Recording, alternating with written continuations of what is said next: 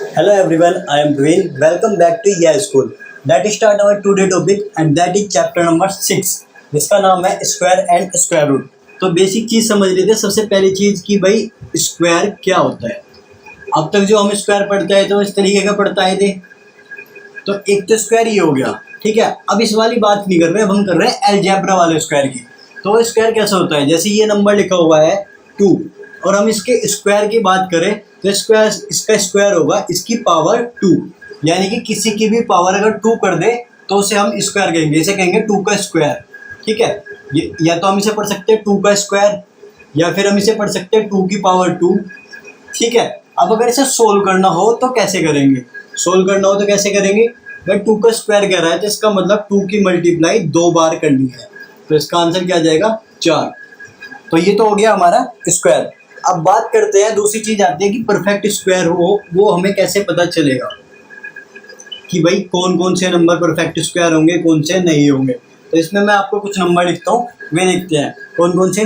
जैसे 1 का स्क्वायर, 2 का स्क्वायर, फिर 3 का स्क्वायर, 4 का, 5 का, 6 का, 7 का, 8 का, 9 का और यहाँ पर मैं लिख देता हूँ 10 का।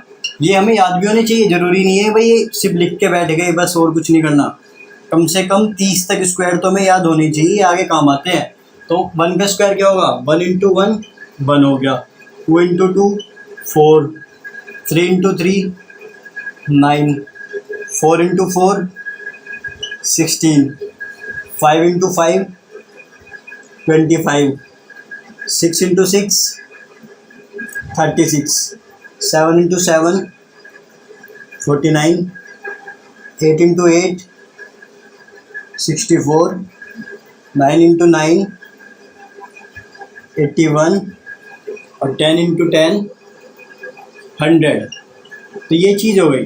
अब इससे हमें क्या पता चलता है कि केवल वही नंबर स्क्वायर मतलब परफेक्ट स्क्वायर होंगे जिनके एंड में क्या क्या हो, यूनिट फॉर परफेक्ट स्क्वायर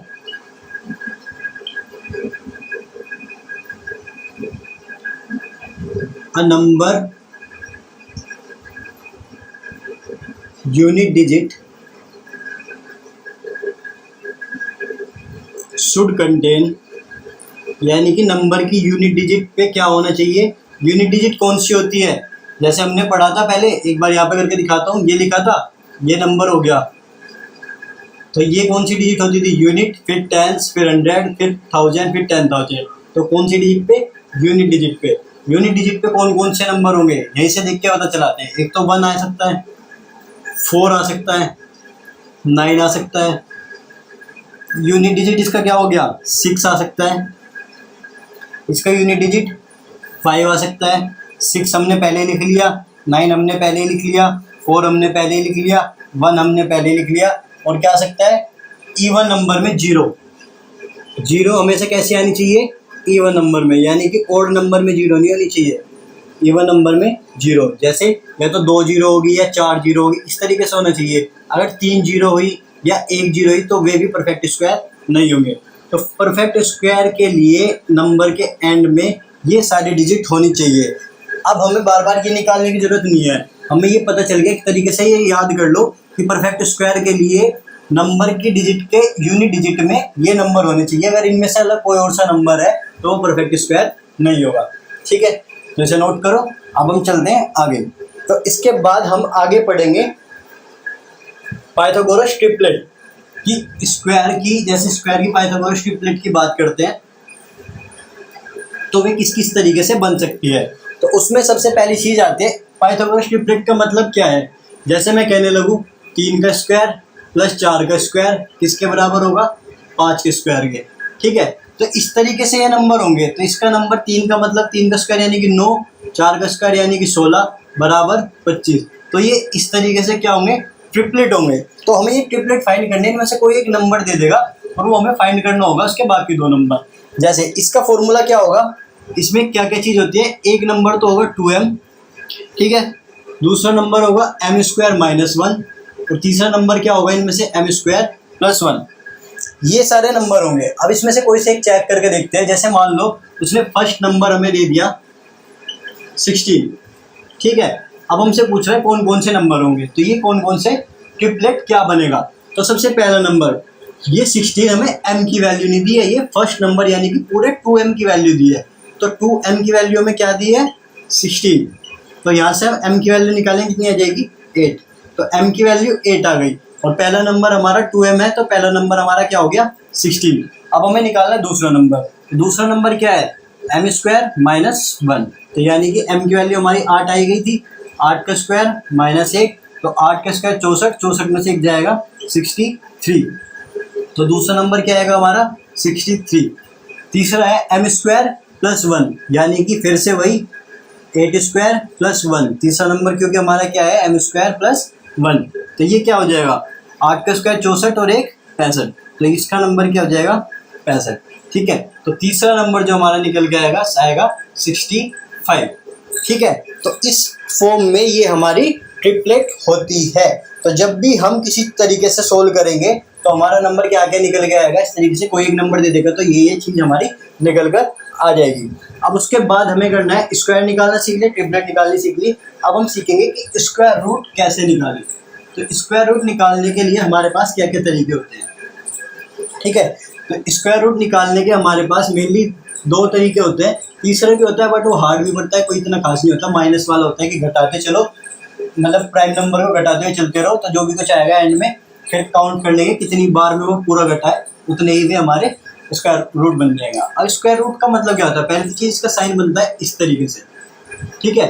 यहाँ पे 2 लिखते हैं लेकिन 2 को नहीं मानते, ये प्रॉपर इसी साइन को हम स्क्वायर रूट कह देते हैं। स्क्वायर रूट का मतलब क्या है, जैसे 2 का स्क्वायर कितना हुआ 4, ठीक है। तो अगर 4 का हम स्क्वायर रूट करेंगे तो वो कितना आएगा 2 आएगा, यानी कि जो इसकी प्रोसेस थी वो उल्टी प्रोसेस क्या हो जाएगी स्क्वायर रूट हो जाएगी, ठीक है। अब इसको निकालने के 2 तरीके होते हैं हमारे पास, कौन कौन से। सबसे पहला तरीका होता है प्राइम फैक्टराइजेशन मेथड। जैसे कोई भी एक बड़ा सा नंबर ले लो, 729 ले लूँ, ठीक है। तो पहला नंबर होता है प्राइम फैक्टराइजेशन मेथड। पहला मेथड कौन सा होता है फैक्टराइजेशन, ठीक। तो फैक्टराइजेशन मेथड में हम किस तरीके से निकालते हैं, सबसे पहले एलसीएम करो या फैक्टर करो, जो इस तरीके से फैक्टर आते हैं। ये किससे डिवाइड हो जाएगा 3 से, 3 दूनी 6, 3 चौक 12, 3 तिया 9, 3 अठे 24, 3 एकम 3, 3 दूनी 6, उसके बाद 2 और 1, 3 7 21, 3 निम 27, 3 तिया 9, 3 एकम 3, ठीक है। अब ये सारी चीज़ें नीचे लिख लो। 721 कितनी बार में है 3 into 3 into 3 into 3 into 3 into 3। अब हमें क्या बनाना है स्क्वायर रूट बनाना है। तो स्क्वायर रूट बनाने के लिए किस किस की कितनी पावर थी 2। तो इसी तरीके से पेयर कितने कितने के देखो 2 2 के, 2 2 के अगर पेयर बन रहे हैं तो ये परफेक्ट स्क्वायर रूट होगा। और 2 2 में से अगर पेयर नहीं बन रहे तो स्क्वायर रूट भी नहीं होगा। अब अगर पेयर बन गए तो कितने का स्क्वायर रूट होगा, हर दोनों पेयर में से एक बाहर ले लो, इस दोनों 3 में से एक 3 बाहर ले लेंगे, इन दोनों में से एक 3 बाहर ले लेंगे और इन दोनों में से एक 3 बाहर ले लेंगे। तो ये आ जाएगा 3 तिया 9 तिया 27। तो जो 729 है वो हमारा किसका स्क्वायर रूट है 27 का, ठीक है। तो पहला तो हो गया फैक्टराइजेशन मेथड। दूसरा होता है डिवीजन मेथड। दूसरा कौन सा होता है डिवीजन मेथड। डिवीजन मेथड में कैसे करते हैं हम, इस तरीके से बनाएंगे 729। इसमें हम पीछे से पेयर बनाएंगे, पीछे से 2 का, ये 2 एक बचा तो 1। अगर मान लो 4 बड़ी संख्या हो जाती है, जैसे मान लो 7 4 3 2 5 ऐसे होता, फिर भी पीछे से 2 2 का पेयर बनाते, 1 का पेयर 2 का पेयर 1 का पेयर, ठीक है। तो अभी क्योंकि हमारे पास 3 थी तो सिर्फ 3 का संख्या बनाएंगे। अब हमें यहाँ पे किसी ऐसे नंबर का स्क्वायर रखना है जो इसके या तो बराबर हो या इससे छोटा हो, इससे बड़ा नहीं होना चाहिए।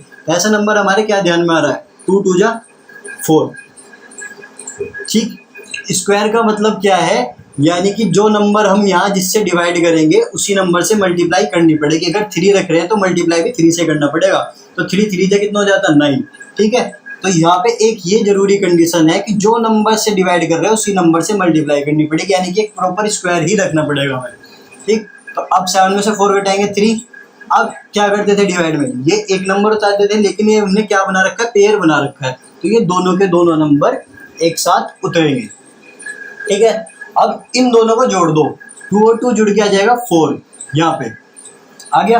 अब हमें पता है ये इसके एंड में क्या है 9, तो 9 किस किस के एंड में आता था, या तो 3 के स्क्वायर में आता था 9, या 7 के स्क्वायर में आता था 49, तो 3 या 7 में से कोई एक रख के देख लो। तो हम रख दे, यहाँ पे भी फिर वही काम करना है, जो यहाँ पे रखेंगे वो यहाँ पे रखेंगे। पहला काम सेम नंबर का स्क्वायर, दूसरा काम जब दूसरी बार डिवाइड कर रहे हैं तो इन दोनों को जोड़ के लिखो, आगे वाली को प्रोसेस पे इस तरीके से करो। तो अब क्या करेंगे, 3 रख के देख लेते हैं, दोनों तरफ क्या रखना पड़ेगा हमें 3, तो क्या आएगा 3 तिया 9, 3 चौक 12, ठीक है। तो ये तो आया नहीं, इसका मतलब गलत है। तो अब क्या करेंगे, 3 से काम नहीं चल रहा तो हम रख के देख लेते हैं 7 को, तो यहाँ पे रखेंगे 7, यहाँ पे भी 7, जो चीज़ यहाँ पे रखनी है वही चीज़ यहाँ पे रखनी पड़ेगी, इस चीज़ का ध्यान रखना। पहले 3 था तो इधर भी 3, 7 है तो इधर भी 7, तो 7 7 जा 49, 7 4 जा 28, और हासिल 4 कितना आ गया 32, कट गया पूरा, ठीक। अब हमसे पूछे कि स्क्वायर रूट क्या है, तो हमारा स्क्वायर रूट निकल के आएगा ये, तो स्क्वायर रूट क्या है हमारा 27। ये था हमारा इसका दूसरा मेथड जिससे हम स्क्वायर रूट फाइंड कर सकते हैं। तो बस इस चैप्टर में इतनी सी चीज़ थी, बाकी और इसमें कुछ नहीं है। अब हम करते हैं अगली, मतलब इससे अगली वीडियो में चलते हैं हम अपनी एक्सरसाइज 6.1 की तरफ।